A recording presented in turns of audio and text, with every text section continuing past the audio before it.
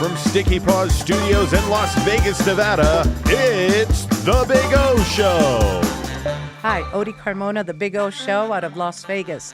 Today we have an incredible guest for me, is a candidate for the President of the United States, and that is Jason Palmer. He brings over 25 years of experience in the business, technology startups, Bill Gates Foundation, and I'm just so excited to have you on, and thank you so much for agreeing to be on. Hey, Odie, thanks so much for having me on. I really appreciate it. No problem. That's we want to learn as much as we can about all the candidates so we can make a smart vote. So we know exactly who's running and what works best for us, you know? Again, I'm so excited that I'm kind of getting confused here. What questions do I ask you first? But one of them is, can you share a bit about your personal journey and motivations for public service? Sure, absolutely. I mean, it really dates back to, like you, I grew up in an education family. My dad was a teacher who became a principal and a superintendent. And during that time, that's when I first kind of got politically energized. I cast my first vote for Bill Clinton when I went to the University of Virginia. University of Virginia is steeped in traditions from Thomas Jefferson and the founding fathers, as you know. And during that time, I had the honor of working as an aide for Senator Moynihan of New York, who was actually known for his bipartisan activities, his focus on poverty, his focus on improving people's lives. And that really, made me politically aware, politically engaged from that time. But I've been an entrepreneur and an investor in entrepreneurs for most of my life. And I wasn't sure if I would ever get involved with politics other than being a donor to campaigns and a helpful person to a number of people who've run for office. But this past year, I kept waiting for, maybe Governor Newsom to get in the race or maybe Governor Whitmer to get in the race. And nobody was getting in the race to offer a younger alternative to President Biden, who's been a great public servant for the last 50 years. But the idea was that he would be a transitional figure and that we would pass the torch to a younger generation of Americans. So I started asking my CEOs, I've invested in about 20 companies over the last decade, if I ran for president, would you vote for me? And they all said, yes, absolutely. And then I started, expanding the circle outward to more people who know about my political engagement as a donor and as a person who has very deep understanding of political issues and advise a lot of people on my thoughts, but have never stepped out into the public arena like this. And enough people encouraged me to go for it that I said, you know what, at a minimum, I'm going to be a positive, optimistic voice for how entrepreneurs can make this country better. And if I'm lucky, maybe even more than that. You touch on a point that I always harp on is entrepreneurship. Here in Las Vegas, our local boards, our College of Southern Nevada, and UNLV, our higher ed, have all concentrated on entrepreneurship programs, entrepreneurship hubs. And, we just, our Senator Edgar Flores passed the bill on the street vendors for the food trucks. All those are entrepreneurs. And I'd love to hear the fact that you are looking at the younger vote. Mind you, I'm a lot older than you, but my daughter's generation, for instance, that spirit of entrepreneurship is a beautiful thing to bring and to bring back America, that small business mindset that, yes, we can do this. And yes, you can start and build a future. Completely. And I would say that young entrepreneurs are really the people I spend the most time with. And they, I asked a number of them, would you think about going into public service? What would it take? It's an honorable calling. And they all said that to them, the government just seems so dysfunctional and broken that they couldn't imagine getting into public service. So a big part of why I'm running is to give them a voice and to show them that they too can get involved with public service and that you can come from a career in entrepreneurship and make that step over the divide into doing public service. We got to bring back the honor in public service again. You brought up a word, honor, respect. Unfortunately, politics have gotten a little bit uglier than normal. And the young people, and I say the young people, I'm meaning the millennials, the Gen Zs, that's the generation that was brought up with technology. That's the generation that doesn't have a problem working from home. And those are the things that they see that normal government doesn't offer. Government is very strict. And, these millennials have a mind that they work on their own type of thing. So the opportunity to say, yes, I want to run for public office, but do I really want to deal with all these other issues? So the fact that you've worked with so many brings up a point of collaborative effort. How do you see yourself working once you get elected with everyone up on the hill the way we are so separated at this time? Yeah, I think there are multiple things to mention here. So the first is that I would actually choose to have a number of people in my cabinet who also come from the world of entrepreneurship and business. Now, I'm smart enough to know you don't want it to be all business people. You need to have a large number, probably two-thirds of them, be people who were known as change makers, people who were moving the ball forward in government beforehand. And then about a third of them be people like myself who had some experience. Like I worked for Moynihan. I also served on the Smithsonian board. I worked at the Bill and Melinda Gates Foundation that had a lot of interaction with public policy. But you need people who are business oriented, but understand public policy and understand the way that the federal government works. Now, going beyond that, the second half of your question was about young people. That I think that there's a lot more that can be done, young people and also bridging the divide. Like I've hosted over the past few years 40 dinners where I've gotten together people from different sides of a particular issue. Sometimes it's one of them that stands out is when I got together a number of foundations and scientific leaders to talk about how we can get it so that more students are able to learn reading in elementary school. The sad fact of our world right now in America is that only 54% of Americans can read at a sixth grade level or above. And this is a huge issue for our country. People need to be able to read and understand at a 12th grade level in order for us to have a functioning democracy. How can we solve this? And over the course of 2 hours through that conversation, that dinner, I was able to catalyze a set of conversations that led to more than $50 million being invested in the science of literacy through multiple foundations. I've also been asked by organizations to run these dinners to solve disputes, to prevent lawsuits.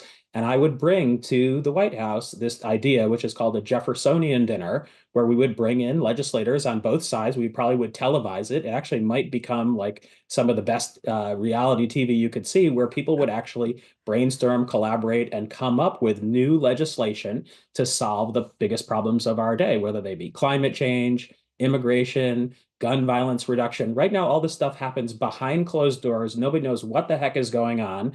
And I would bring the problem solvers into the room and have them problem solve in front of the American people.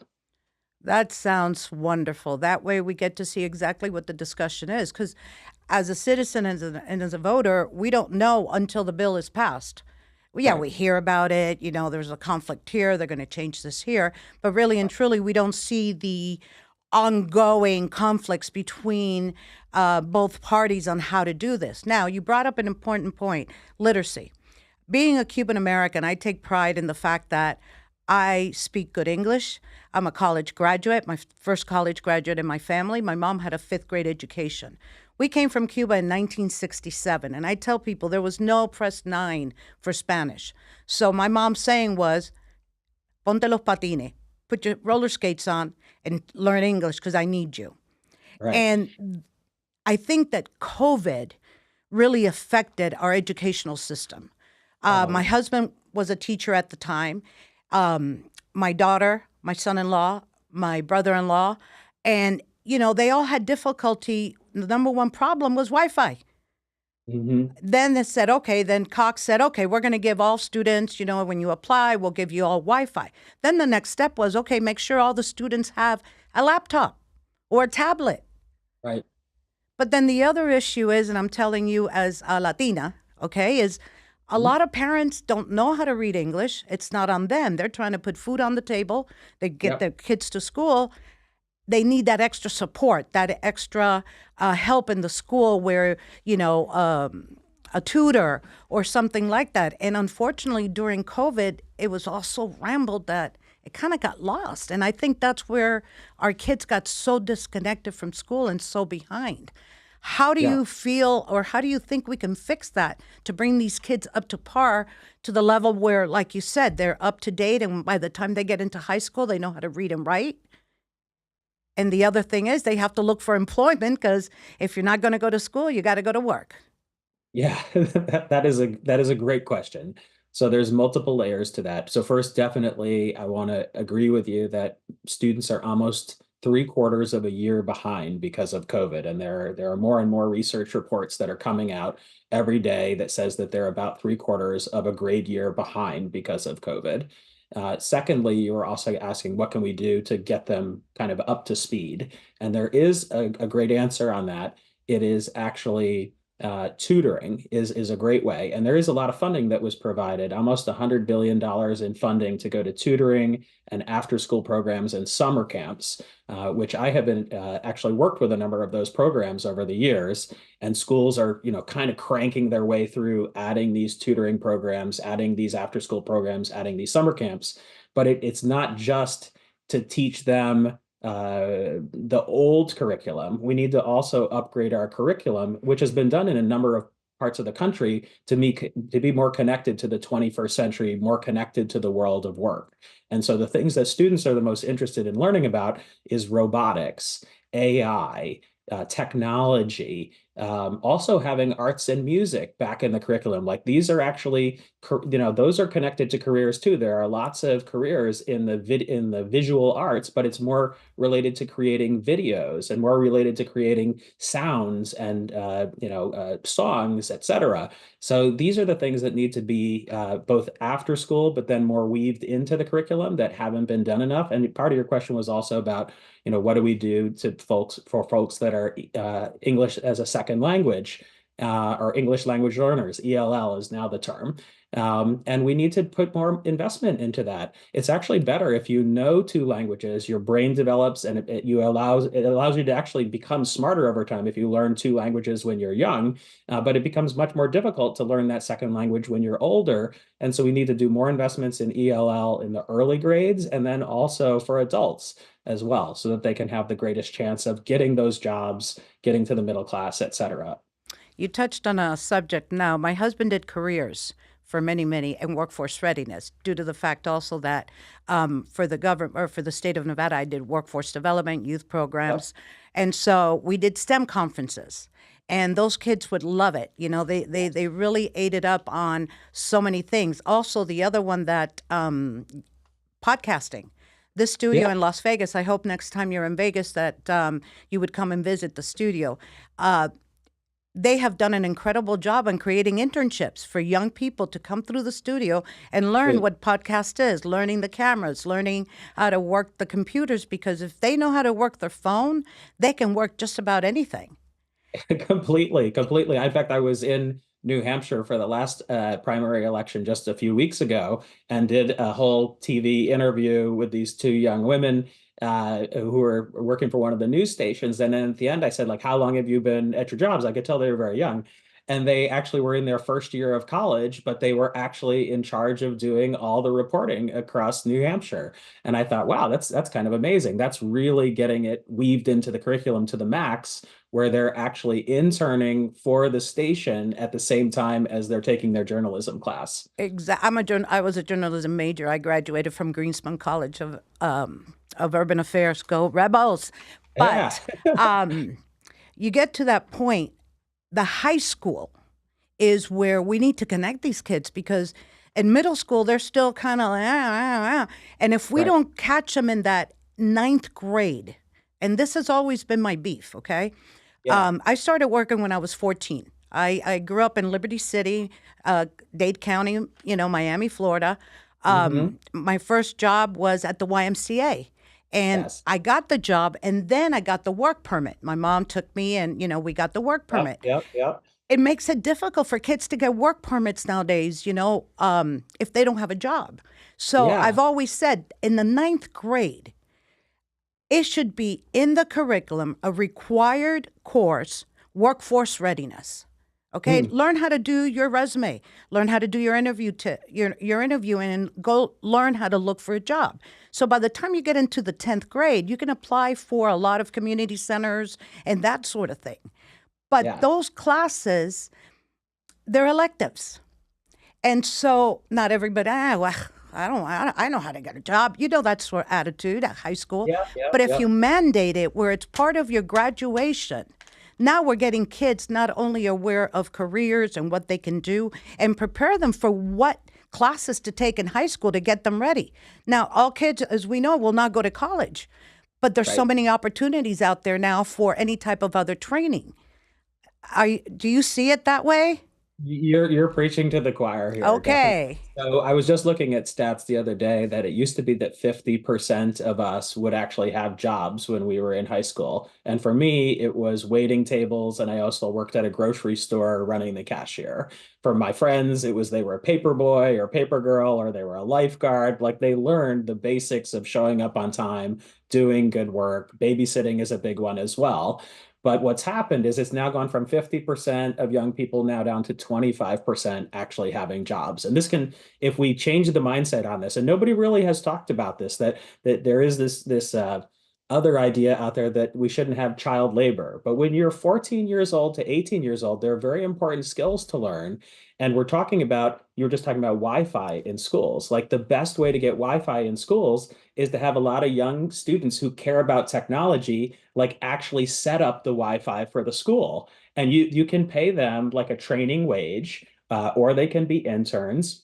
And this gives them great skill. And then they've provided Wi-Fi for the whole school. Or they could hook up like a robotics lab or an AI lab. So we need to look for more of these 21st century programs and not just give them kind of workforce readiness, but actual jobs to Work. help accelerate the schools. Yeah, Yes, WEX. You need work experience. Everyone does. completely. We here in Las Vegas, I am proud to say that there's a great program for youth. It's called the Summer Business Institute. It's all through fundraising and then collaborating with community to get these kids hired in these places, and there's money or funding to pay them. But it's small. We can only carry maybe 200 or 300 students at a time. I would like to see a federal program out of the Department of Labor, and maybe when you get elected, you can talk to them about this, where they actually require the states to have a WEX program for all juniors and seniors that sign up for the program, of course, but with federal funding where we don't have to go begging for dollars to pay the wages for these young people.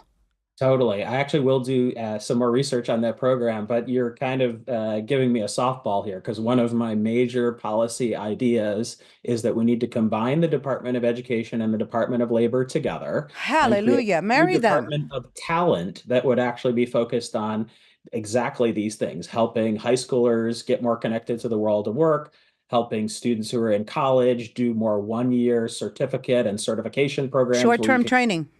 New collar jobs is what I call them. These are kind of the blue collar jobs of our era where you get paid $50,000 to $200,000 to work with technology. Could be in podcasting, could be in virtual reality, technology, biotech, nanotech. It's across actually all industries. Yes, I totally. If we ever meet in person, and my friends, I've told them that for years. We need to marry education and workforce because it's all in the same. We got to prepare them in high school for whatever new jobs are available out there and what kind of training do they need. And then also new companies opening up. They need to find talent. What is it that you need that we need to put in our system, our educational system, to prepare them for those positions?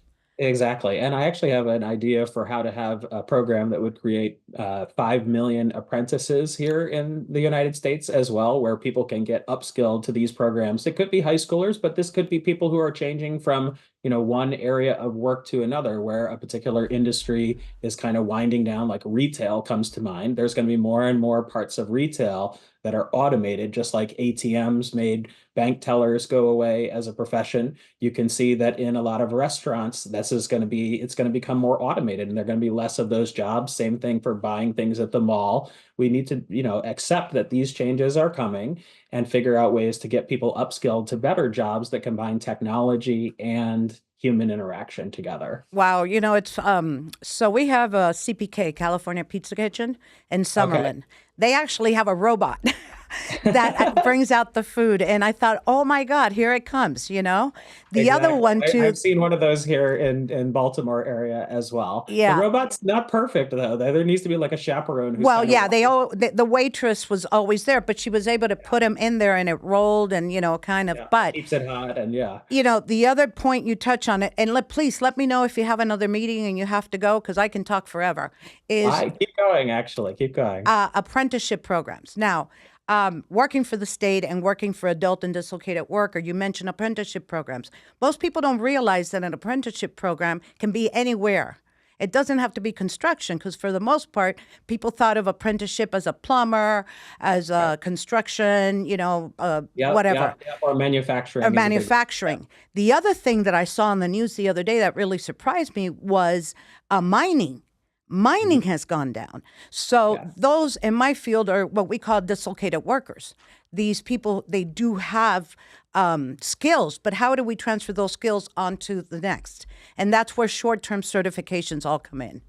Completely. In fact, there's a chart I recently saw, which I can send to you, that in the past year, there are now more certifications and certificates that can get you to a $50,000 a year job being awarded than there are people who are graduating with a bachelor's degree. And if you look at the chart, you know, college degrees are kind of going like this up a little bit, but the certificates, it's almost a straight up shot because so many of these programs now, whether it's Google Analytics or Salesforce Administrator, or even, you know, things working with large machinery where you actually have been certified in using the digital operations to run the pile driver or the backhoe, like these are all becoming digitized. Yeah, like logistics. It's a perfect example. For It's sure. a perfect example. The other one too that you mentioned was the retail portion of it. You know, we will still need humans, but I can see where, you know, robotics can take over in that area and in restaurants.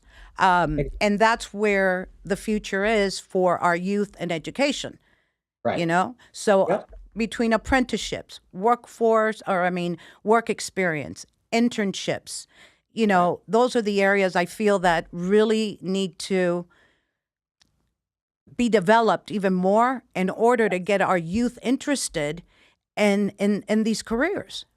100%. And I should mention that this isn't just like ideas that I have. I've been working in this intersection of education and workforce for the last 20 years.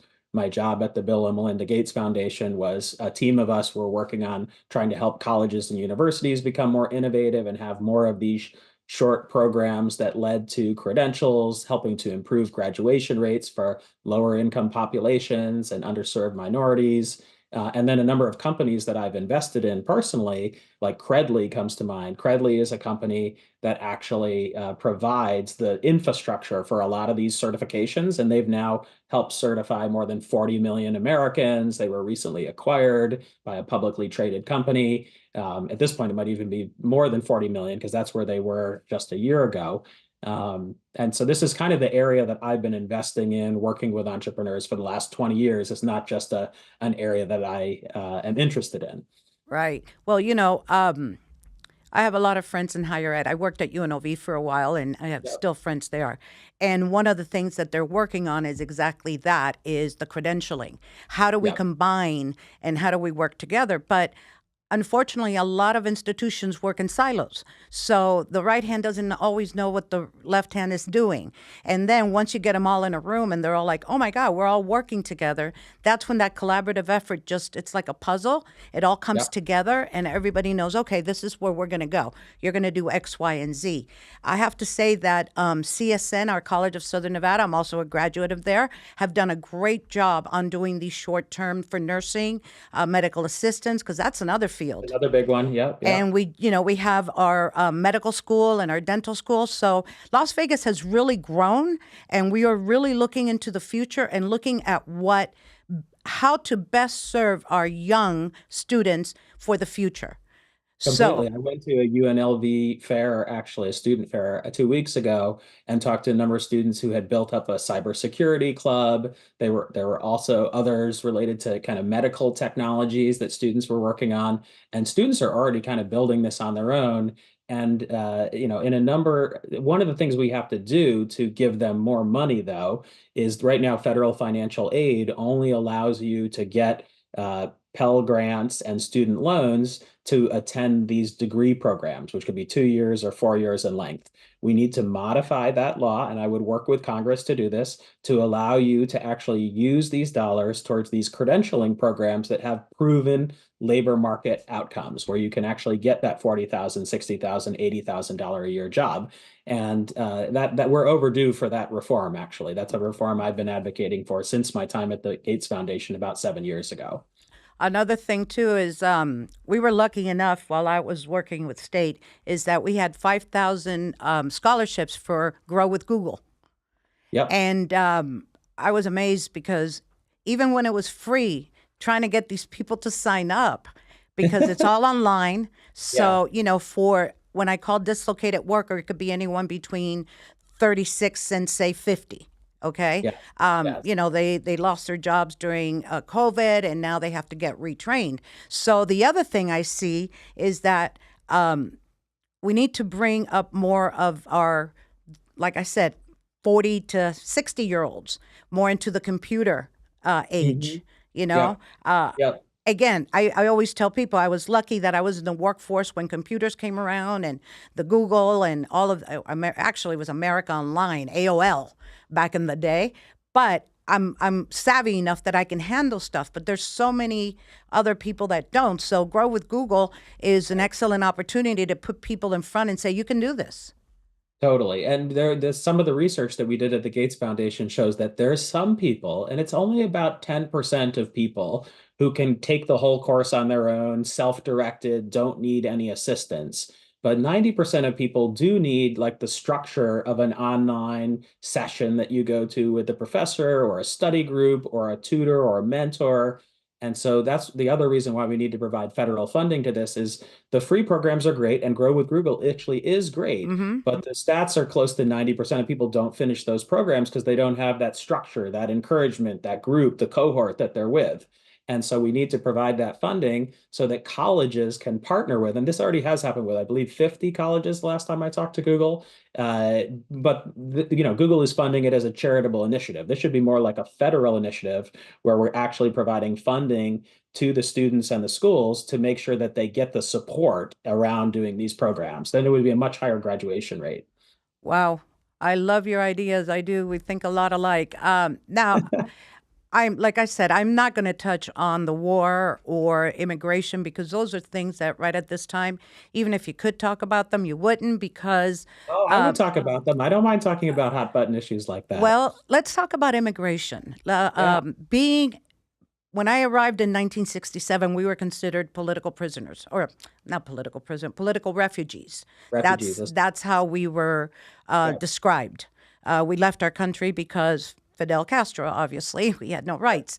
Now, the border is out of control. I mean, you see the people in the water, you see those barbed wires, and I understand. As a mother, I couldn't see myself crossing any river like that with my kid. But then again, my mom took a plane. She would have never gotten on a boat. We left Right. in the last freedom flight in 1967. Hmm. But these people are coming out of countries that, like Haiti, I mean, the gang warfare they're just awful. So they're coming to America for a better chance. But how do you see that border getting fixed or I don't know the word to use.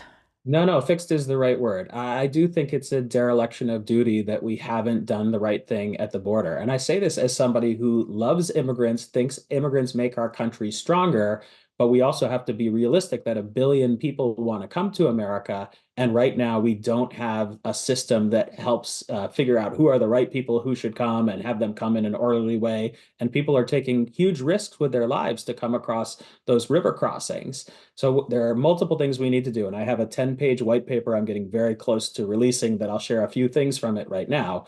the first thing that we need to do is not just surge more border agents. That always comes up as the first thing. It's almost like a knee-jerk thing that all the politicians want to say. But the number one thing we need to do, even more important than that, is to surge more border judges so that we can actually adjudicate people's claims and figure out who is a true refugee and asylee, who's coming from a country where their life is threatened, and then who's just coming here for economic reasons. And the people who are coming here for economic reasons, we should tell them, you need to go back to your home country, and we're actually going to set up a processing center there, and you can apply for a work permit so you can work in America for 1 year or 2 years. You'll need to explain exactly what your skills are. Maybe you'll actually have a skill to work in the farms. Maybe you'll have skill to be a doctor or a nurse. And we need to create this Department of Talent. We would actually move the immigration function into the Department of Talent that I was talking about before. And there would be a point system like Australia or Canada where you get a certain number of points. And if we have job openings for you, we will let you in with that work permit for 1 year, 2 years. And if you actually are someone with a PhD or needed in a really important profession where we don't have enough workers right now, like doctors and nurses, we have shortages. We also have shortages in certain technology fields. We would let you in and even put you on a green card path where it's faster for you to become a citizen than otherwise. But there are solutions to these things. And right now, the politicians are intentionally not solving them as opposed to solving them. And I could talk to you more about other aspects of my plan, which I'll quickly rattle off, which is that we need to have a clear 3-year path for dreamers to become citizens here in the United States. There's 75, 80% support for that. That should be an easy bipartisan program to pass. And then finally, on the guest worker program, like if someone comes here for 1 or 2 years, and they actually pay taxes, that should give you additional points that you actually have come here, been a good citizen, you followed the process. But if you come across the border illegally, you get demerits, you get negative points on that. And if we had a system like that of points where people know they would get positive points for following this path and registering in their home country and negative points for coming across the border, and you have less and less chance of becoming a citizen, people learn these systems when you have them. I like that because if we keep it all online or in a database, then when Joe decides to cross the border again, no, Joe, you came 3 months ago and we kicked you out. You're out again. And That's put him right. in. Then you get another negative 10 points. Like you're starting now even further from the back of the line. But right now, what we're doing is kind of the worst of all worlds, is that we're, 300,000 people are crossing the border, and then we let 270,000 of them just kind of like end up randomly in America without actually being databased and without figuring out what their skills are and what jobs they can do. And it's the worst of all worlds, actually. I know that when I came in 1967, Miami was ready for the influx of Cubans. Of course, the first ones that left the island were all the professionals, all the rich business people, and then little by little it flew into my mom's. Starting in 1959, yeah. Exactly. So, but when we arrived, the Red Cross, and I remember this like it was yesterday, and I was 5 years old, but we arrived and there was the Red Cross. Right away, it was the passport, all the paperwork, blah, blah, blah, the shots and all this. Then do you have someone that lives here that can pick you up? Yes, we do. My aunt, that, God bless her, she's still alive. Tia Adela. Wow. Yeah, she's still alive. She picked us up. Then it was, okay, now you have 3 months to find permanent living. Yep. So we got an apartment. That's how we ended up in Liberty City, because that's where they were saying, hey, come here. Like it's cheap. American city. Yeah, exactly. So my mom rents an apartment, got a job right away in a dry cleaner, signed me up to school, Comstock Elementary, right there on 28th Street and 17th Avenue. That's how I remember, Miami, Florida. And every Friday, she'd pick me up from school. We had to get 2 buses to get to La Casa de la Libertad, the House of Liberty, to report that she got paid, she was working, and here's the record from my school that I've been attending school. And that happened for 3 years until we were able to apply for residency, our green card. Yeah. And then I became an American citizen right after high school in 1979. Congratulations. Thank you. The process was much more organized back then, which is crazy considering how many technological advancements we have now, where you Exactly. don't have to like go to an office to report your income or that you had a job. Like this could be automated at this point. And so a whole pillar of my campaign is about the new collar jobs I was talking about before Hmm. and kind of reorganizing the Department of Education and labor together to the Department of Talent. A third pillar is about modernizing government. All of the functions of government have been, we've allowed them to atrophy. They've gotten completely bureaucratic and almost non-functional at this point. And we need to work on upgrading them to modern technologies, even basic things like hiring. Right now, it is almost impossible to hire new people into the government. We need to set up, it's almost like a guest worker program, but for working into the government, where people could come for 1 to 3 years on a fellowship to work in different departments of the government, to bring in that technological expertise, to start encouraging the honor in public service again. Right now, people think, oh, you only go work for the government if you're going to work there your whole life. We need to make it possible for these fellowships to exist and to infuse the whole government with young people, technologically literate people, people who are willing to say, why is this bureaucratic process here? There's a faster way to do it. Let me show you. I totally agree with you on that because, I mean, to the entire world, we're not looking like fools. And I've always been proud to be an American. I've always said that regardless how you criticize, people say this and that about us, blah, blah, blah, we're overeat, we do this, we blah, blah. But at the end of the day, where does everybody want to come? They want to come to America. We're Thank still you. the shining city on a hill that a Thank you. billion people want to come to, even in our Worst somewhat of, broken down, needing an upgrade. That's why in all my campaign videos, I usually start them out by saying, America needs an upgrade. We still are the best version 1.0, but at this point, 270 some years in, we need an upgrade to our systems. and not only that, we need to get the young people interested in government Yeah. because as my generation retires, there's not too many behind me that went up, oh, no, Right. yeah. Well, that's And why I want to do a program where it's like a 1 to 3 year fellowship. Like things like Teach for America or Venture for America have proven that a lot of young people would do like 1 to 3 year fellowships in the federal government. There still is sort of a like I would love to work in public policy and change the world for the better. So many young people have this attitude, but they just don't want to work for the government for 30 years or their whole life. They want to do like a 2 year program. And I do think we would have a lot of applications for that program under my administration. It's going to make public service honorable again. I like that. I like that because that's the one thing that I mentored a lot of kids during my 27 years in state service. And I used to tell them if you don't know what you want, graduate from high school, apply for a state job, look for or whatever government, city, local, or state. Once you start looking around, there are so many opportunities in government. Everybody thinks it's just the people answering the phone or the people at DMV, but Yep. there's so many available employment and opportunities that you can build into a future. Right. Well, but these jobs are not advertised on Indeed. They are not advertised on college bulletin boards and college organizations that are actually providing this in an online format. And for some reason, the name of the company that's the biggest company in this space is eluding me right now. But that's where those jobs should be advertised. And it goes beyond just government. So part of my program is that we need to take AmeriCorps, which was a great idea Hmm. back in the 90s when Bill Clinton and his administration created it. And we need to upgrade that too. We probably need to 10x that, in fact, because there are all these entrepreneurial organizations, mostly nonprofits, but some B corporations and for-profits that are working to improve homelessness, to help people find affordable housing, to help people, like we were talking about earlier, with the people in their 20s that are learning English as a second language, or 30s or 40s, like they're trying to better themselves.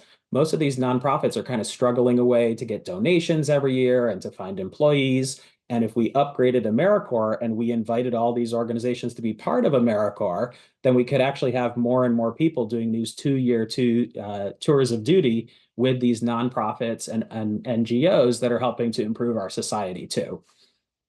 Wow. That I like that. I really like all your ideas. We think along the same wave. Thank you. I think it's people that work in education just kind of have this idea like it's all about kind of like helping human flourishing, helping people find their God-given talent and achieve their most purposeful life in the world. And that's Educators are special. They really are. we It's a are. And I feel like I'm an educator adjacent in a way because I've mhm, been investing in educators for my so whole many life. years. My dad and my sister were teachers. This is the best I can do. I can't be an educator. I can just help educators get more funding and more respect. Support the process. Exactly. Now, I have one question for you that is one of my is inflation. My Yeah. gosh. I went to the grocery store Saturday. It was just a week after, and it was 25 more dollars for the same items that I have been buying, and they keep going up every week. What is going on with that? I mean, COVID is over. Um, Logistics and transportation is supposed to be, going on pretty good. Right. These major companies are making a killing. Why Yeah. can't they pass something, some savings along to the consumer? Yeah, well, this is a multi-threaded problem. And I kind of was shocked that the Biden administration didn't do more. I mean, they did have the Inflation Reduction Act that they Hmm. passed, but as you probably know, that was mostly kind of a climate change bill. It really wasn't about, and I'm in favor of doing things to address climate change. In fact, very in favor.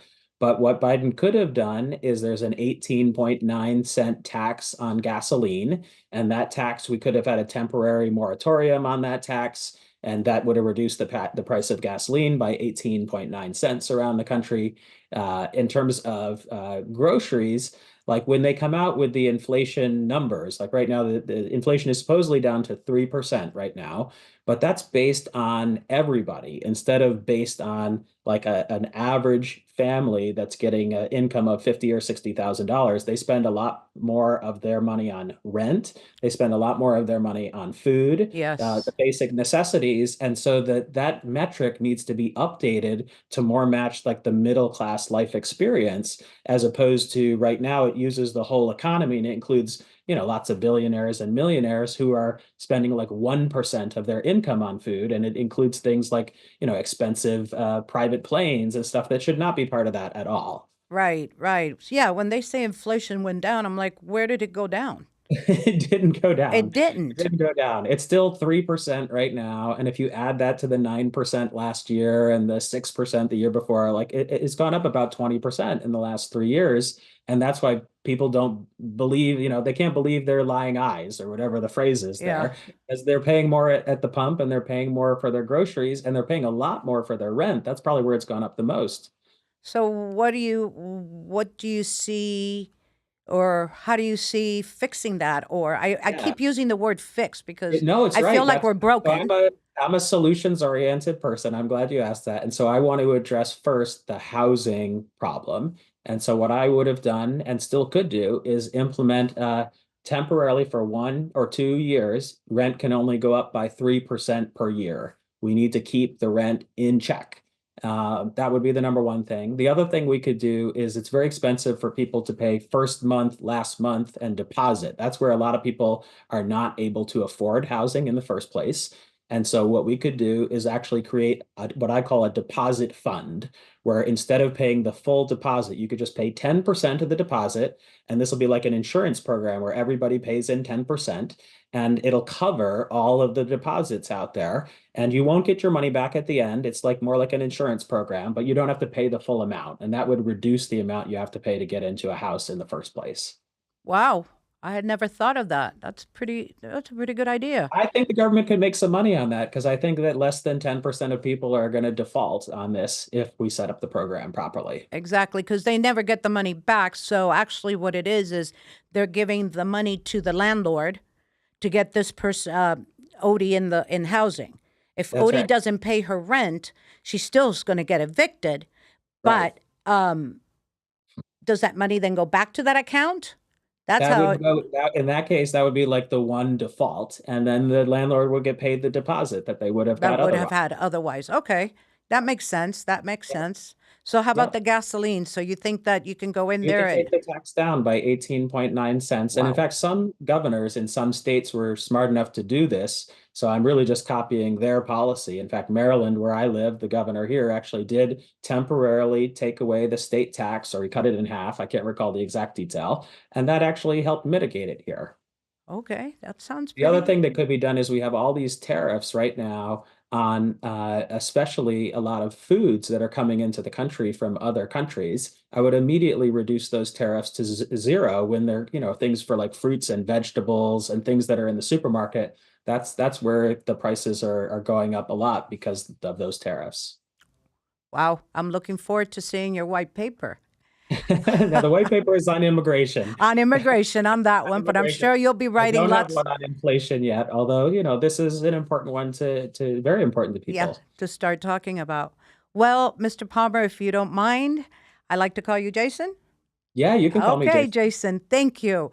Thank you so much for coming on our podcast and giving us a little bit about what your thoughts are, what your vision is, and what you're looking for. So, again, next time you're in Las Vegas, please come and visit us. We'd be more than happy to have you again. I would love to visit you, especially at a minimum, so that I can see the full painting on the wall behind you, which has really been captivating me for this entire interview, because I This can kind of mostly see it. Hey, I love it. Yeah, The that big was ocean. my nephew George. He's the engineer and the producer of the show, and he actually came up with the logo. And like we were talking before, the Big O Show. It's kind of ironic because I'm the shortest one in the family, but I carry the title. So, There you go. all Well, right, this has sir. been great. Thank you Thank so you much. so I much. appreciate it. Thank you. All right.